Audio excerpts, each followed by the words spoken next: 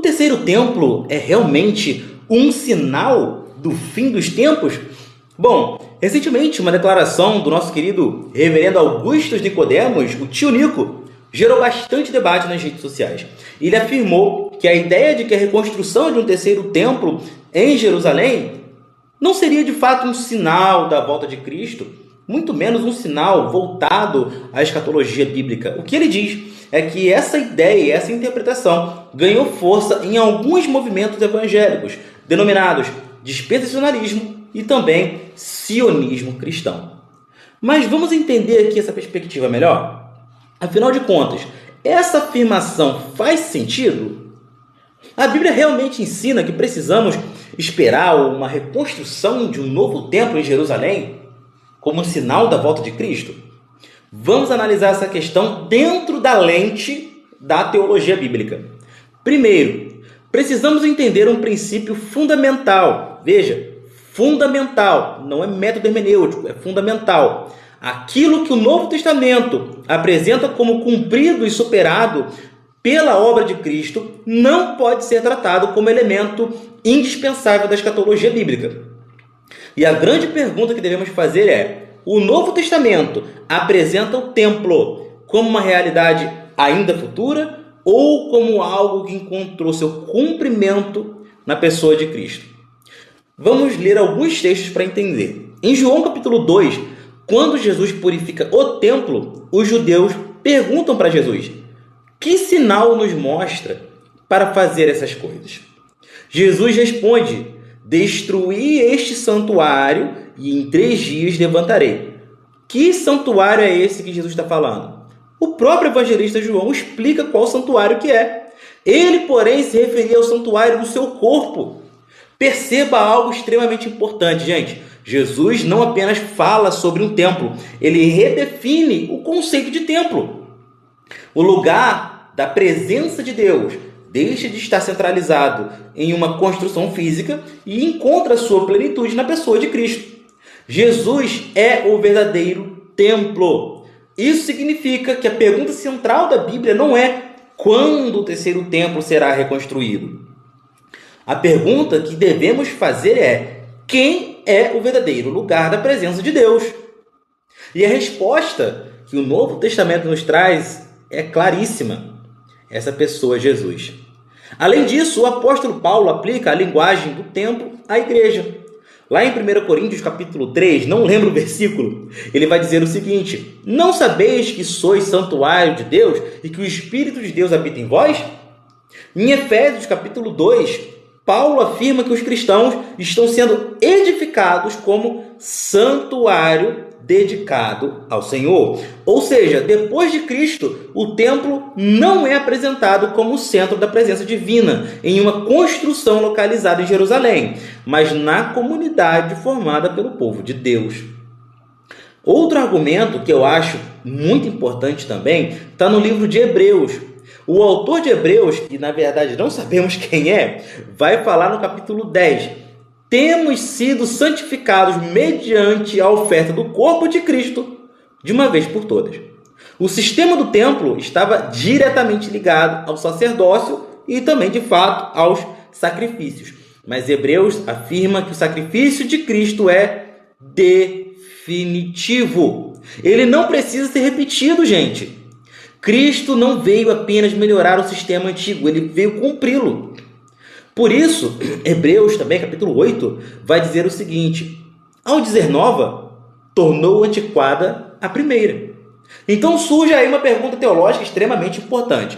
Se Jesus é o sacrifício perfeito, se ele é o verdadeiro templo, e se o povo de Deus é chamado de santuário do Espírito, qual, pelo amor de Deus, seria a função teológica de um novo templo físico?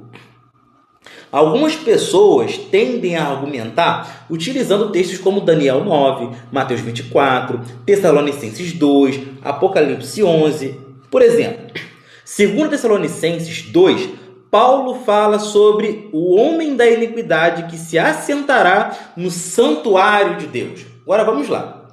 Muitos intérpretes entendem que isso significa que haverá um templo reconstruído em Jerusalém antes da volta de Cristo. Essa é até uma leitura possível dentro de uma tradição mais futurista, mas existem outras interpretações. Paulo já utiliza a linguagem de templo para falar da igreja, como eu mencionei para vocês lá em 1 Coríntios capítulo 3. Ele linka esse termo à comunidade de fé.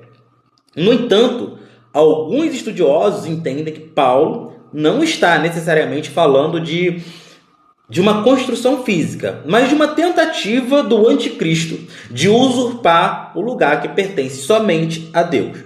Outro texto importante é Apocalipse 21, verso 22. Quando João descreve, por exemplo, a nova criação, ele vai dizer o seguinte: nela não vi templo, porque o seu templo é o Senhor Deus Todo-Poderoso e o Cordeiro.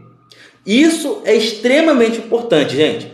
A história bíblica começa com Deus habitando com o homem, lá no Jardim do Éden. Temos também depois o tabernáculo e depois também, de fato, temos o templo. Mas o movimento da revelação bíblica aponta para algo muito maior: Deus habitando definitivamente com o seu povo por meio de Cristo. A trajetória da Bíblia não é Éden, templo, terceiro templo, mas a trajetória da Bíblia é Éden, tabernáculo, templo, Cristo e nova criação. Por isso, muitos estudiosos como N.T. Wright, D.A. Carson, defendem que o centro da esperança cristã não deve estar em uma construção futura em Jerusalém, mas na obra consumada de Jesus Cristo. Grant R. Osborne, grande exegeta, embora seja mais aberto aí a interpretações futuristas, em alguns pontos do Apocalipse, também reconhece que a consumação final apresentada em Apocalipse 21 não depende de um templo físico, pois Deus e o Cordeiro são o próprio templo. Então, qual é a conclusão? A questão não é dizer que Deus nunca permitiria uma construção de um terceiro templo. Deus é soberano, gente. Deus, se quiser construir um templo, uma casa, ele faz o que ele quer, da forma que ele quer. Mas a questão é outra. A Bíblia nos manda esperar um terceiro templo como um sinal obrigatório? Eu acho que não. Na minha visão, isso não está explícito nem implícito no texto. Mas a resposta de muitos estudiosos do Novo Testamento é que isso não encontra lugar, nem no Antigo e nem no Novo Testamento. Essa expectativa surgiu de uma determinada leitura profética que conecta diversos textos e interpreta acontecimentos modernos dentro desse modelo. Portanto, o debate não deve ser reduzido a quem ama Israel ou quem não ama Israel.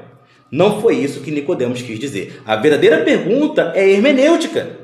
Como o Novo Testamento interpreta o cumprimento das promessas do Antigo Testamento? Nós esperamos mesmo uma construção ou esperamos uma pessoa?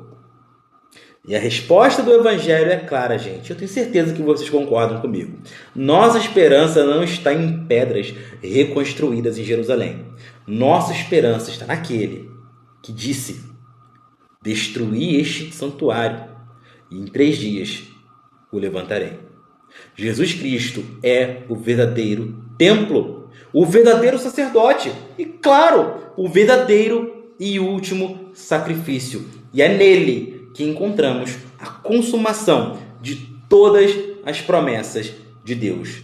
Muito obrigado e que Deus os abençoe.